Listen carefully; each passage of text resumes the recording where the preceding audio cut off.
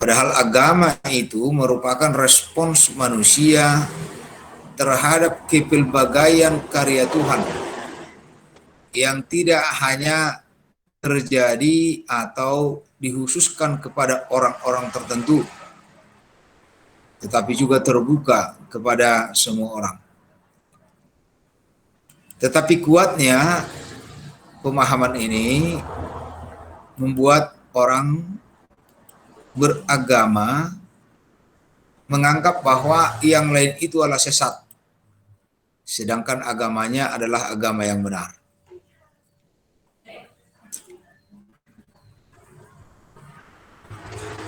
Jadi model gantian ini, kenapa ini kita bicarakan? Supaya kita bisa melihat bagaimana corak berteologi dari orang Kristen. Tadi ada pertanyaan sejak kapan ini? Nah, kalau kita lihat dari sejarahnya, tanggal pasti tidak kita tahu. Tapi reaksi ini sebenarnya adalah terjadi sekitar tahun 1915 dengan adanya penjelasan pengembangan pemahaman teologi dari kaum modernis yang mencoba membuka ruang pemahaman yang lebih dalam tentang keberadaan Tuhan. Tetapi kaum fundamentalis mencoba membangun militansi agama dengan menyatakan bahwa tidak ada keselamatan di dalam dan melalui agama yang lain. Nah, jadi ini mewakili pandangan dominan umat Kristen yang memandang umat beragama lainnya tidak mengenal atau tidak tertarik pada Yesus. Ini yang dikritik oleh Paul Knitter. Dan pun sebenarnya bukan hanya orang Kristen, orang Islam juga mengatakan bahwa Muhammad adalah nabi terakhir.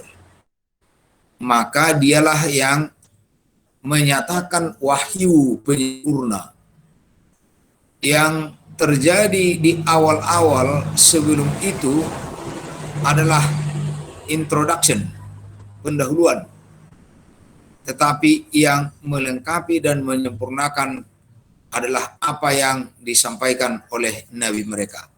Nah, begitu kuat pandangan-pandangan seperti itu dalam agama-agama, sehingga ada keinginan bahwa semua model pemahaman yang lain itu dianggap sesat dan harus digantikan dengan pemahaman yang baru.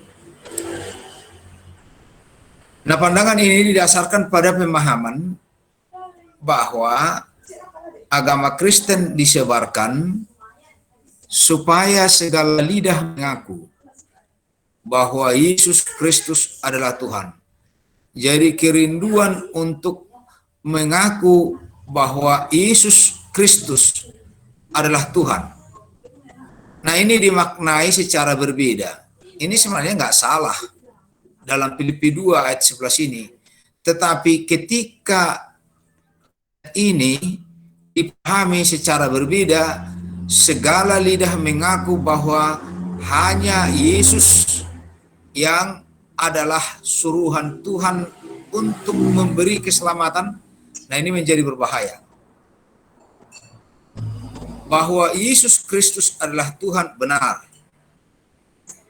Tetapi kita tidak boleh mengurung Tuhan dengan kepelbagaian caranya.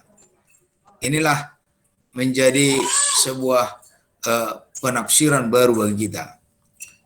Tetapi kaum fundamentalis dengan model penggantian ini juga mengutip ayat sebagaimana dalam Kisah Rasul 4 ayat 12.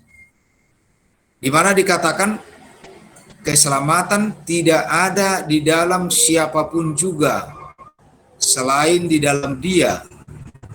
Sebab di bawah kolong langit ini Tidak ada nama lain yang diberikan kepada manusia yang olehnya kita dapat diselamatkan. Nah, pertanyaannya, apakah ini salah? Tentu tidak. Tetapi ayat ini harus dipahami sesuai dengan konteksnya adalah juga benar.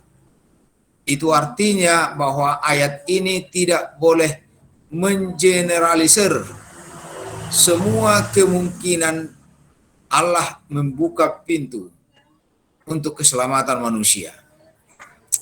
Kemudian seringkali oleh para pengatur model penggantian ini dari 2 Korintus 5 ayat 17. Jadi siapa yang ada dalam Kristus, ia adalah ciptaan baru. Yang lama sudah berlalu, yang baru sudah datang. Yang lama dianggap semua yang berbeda dengan agamanya. Dan agamanya itulah yang dianggap menjadi pemenuhan dari semua. Oleh sebab itu yang terjadi sebelumnya harus diganti. Penganut agama yang lain itu harus bertobat, harus suf, dalam bahasa Ibrani, suf. Artinya berbalik dari arah yang selama ini dihadapi dan menghadapi arah yang selama ini di belakangnya. Itu artinya suf, ya. Atau bahasa Yunaninya metanoia. Atas dasar ini dipahami bahwa agama-agama lainnya memiliki nilai yang bersifat sementara saja. Dan itu pun kalau ada. Tetapi pada akhirnya agama Kristiani akan mengambil alih semuanya. Jadi agama Kristiani akan mengambil semua pemahaman sehingga itulah mereka menemukan keselamatan. Nah, kadangkala dalam persepsi teologis, rumusan agama Kristen mana? Karena ajaran agama Kristen juga masih banyak. Apalagi kalau kita nanti pelajari ortodoksi, ajaran ortodok, ajaran Roma Katolik, ajaran Protestan, ajaran Calvinis, ajaran evangelikal, dan yang lain-lain. Nah, ini sedikit memberi kita pencerahan bahwa keinginan manusia, pemahaman manusia yang terbatas itu seringkali membatasi Tuhan yang tidak terbatas. Fondasi pemikiran teologi penggantian ini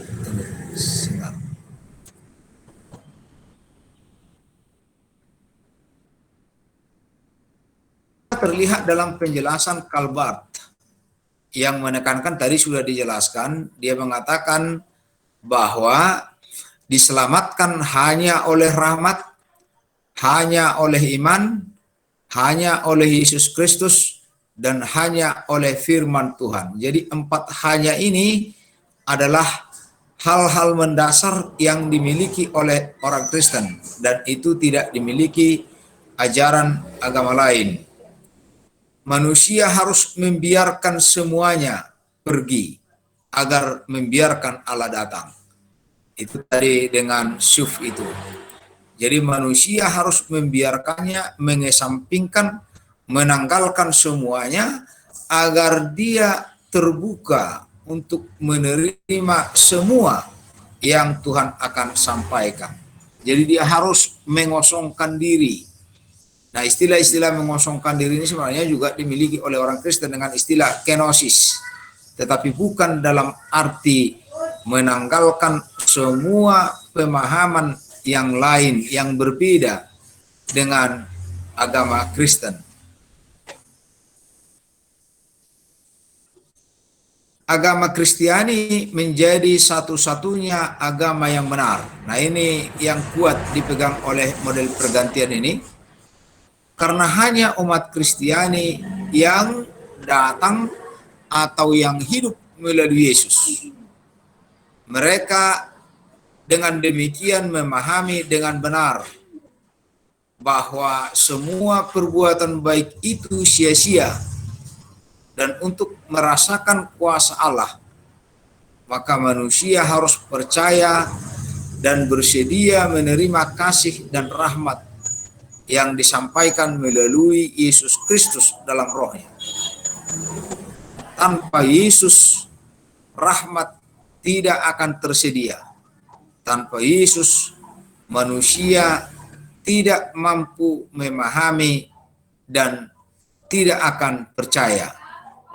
Dus berarti tanpa Yesus, seseorang tidak akan menemukan sesuatu yang berbeda dari apa yang dijalaninya. Tanpa Yesus, manusia, tanpa Yesus yang dikenal dan dipercayai oleh manusia, tanpa Yesus yang diinterpretasikan agama-agama, terutama Kristen, maka semua perjuangan iman orang lain adalah sia-sia. Ini amat kuat dipegang oleh kaum fundamentalis.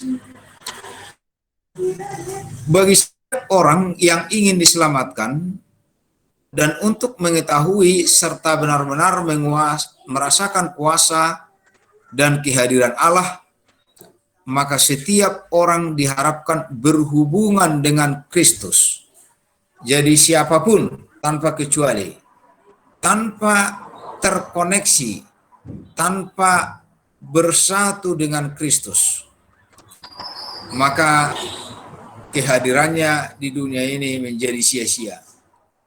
Dan cara membangun jembatan yang menghubungkan antara kehidupan manusia yang gelap dengan kehidupan yang terang itu adalah dengan Injil. Maka Injillah satu-satunya, ya. Sehingga dengan term ini bisa dimaknai oleh kaum fundamentalis hanya karena kitab suci Injil. Praten, seorang teolog reformatoris, menegaskan bahwa di luar Kristus dan pemberitaan Injil tidak ada alternatif historis yang diketahui yang secara teologis diterima sebagai alat keselamatan yang berotoritas ilahi. Jadi yang lain-lain itu sesuatu yang berada, dan sepanjang mereka tidak berada di dalam, maka mereka akan hidup dengan sia-sia. Tujuan Allah dalam mengumpulkan dan mengubah kepelbagaian di dunia, agama menjadi satu kesatuan yang didasarkan atas dan dimungkinkan oleh Yesus. Jadi kepelbagaian agama-agama itu adalah pengenalan-pengenalan sepintas, tetapi semuanya akan disatukan dan diarahkan melalui Yesus Kristus. Allah manusia di bumi ini dalam sejarah seperti yang kita tahu, Allah menghendaki bahwa semua agama lain, agama Hindu, Buddha, Konghucu, Islam, agama kafir, agama permalim, dan penganut keyakinan lainnya menjadi Kristen. Itu keinginan Allah, karena dipahami oleh penganut model ini hanya ada satu agama. Nah itu dia. Jadi hanya ada satu agama, yang agama didefinisikan sebagai kebenaran dan kebenaran didefinisikan sebagai Tuhan. Jadi Tuhan itu ada dalam kebenaran yang mereka pahami, dan kebenaran yang mereka pahami itu terintegrasi, berada di dalam satu agama. Ini logika yang mereka bangun. Nah, oleh sebab itu bagi kita yang sedang menginterpretasi ulang makna kehadiran agama dan tingkat kemampuan kita menjabarkan keberadaan Tuhan dalam agama, perlu kiranya mengajukan pertanyaan. Apakah setiap agama yang belum mengenal Yesus akan masuk neraka? Apakah tidak ada lagi keselamatan di dalam agama-agama yang lain karena mereka tidak mengenal Yesus. Dan apakah agama-agama lain tidak memiliki sifat homologis, melakukan peran dan fungsi yang sama? Dan tidak adakah cara lain yang dipakai Tuhan untuk campur tangan dalam menyelesaikan apa yang manusia sendiri tidak bisa selesaikan? Inilah pertanyaan-pertanyaan kita, bukan untuk meragukan keyakinan kita, tetapi untuk menyuburkan pemahaman kita melalui ajaran-ajaran agama yang sudah kita dapatkan. Jadi ajaran-ajaran agama itu tidak sampai menjadi pembatas atau tembok terakhir, tetapi sebuah keyakinan yang atasnya kita bisa lakukan sebagai bahan loncatan, ya, landasan loncatan untuk memahami, melihat lebih jauh dari apa yang Tuhan sediakan bagi kita. Jadi kalau Tuhan berkata, kalau Yesus berkata, akulah jalan, kebenaran, dan hidup, tidak kemudian boleh manusia ataupun agama Kristen menyatakan itu, lalu mengatakan orang Kristenlah kebenaran dan hidup.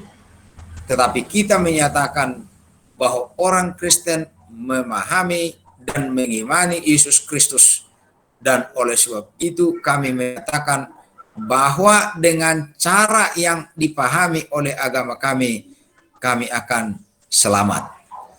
Jadi ini yang disebut dengan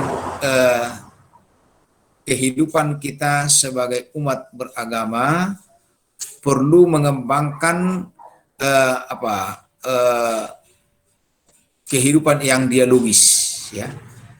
Tapi sudah kita bisa lihat tadi, kalau kita baca semua tadi uraian-uraian itu, begitu introvertnya manusia beragama pada satu era atau satu zaman. Padahal agama yang kita miliki sekarang ini dengan segala uraian-uraiannya adalah penjabaran dari penghayatan orang tertentu untuk merespon keberadaan Tuhan. Oleh sebab itu, maka kemungkinan cara berbeda dari pemahaman manusia dengan beragama yang lain adalah urusan Tuhan.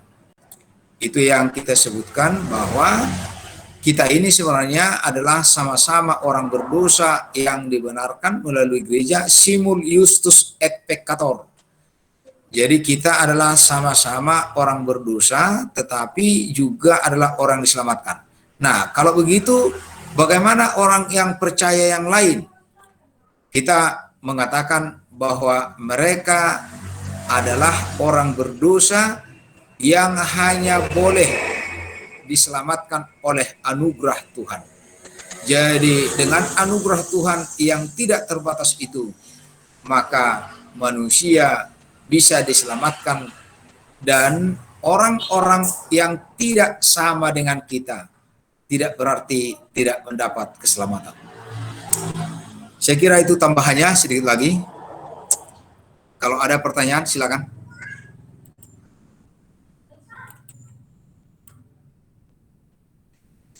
Ya, kalau tidak ada, kita minggu depan akan berjumpa dengan kelompok yang akan membahas model apa minggu depan? Kelompok 3. Model pemenuhan, ya? Pak. Model pemenuhan, Pak. Model pemenuhan, ya. Bagaimana model pemenuhan ini dirangkai dan dirumuskan sebagai jawaban terhadap pengembangan teologi. Ya, saya kira itu pertemuan kita hari ini.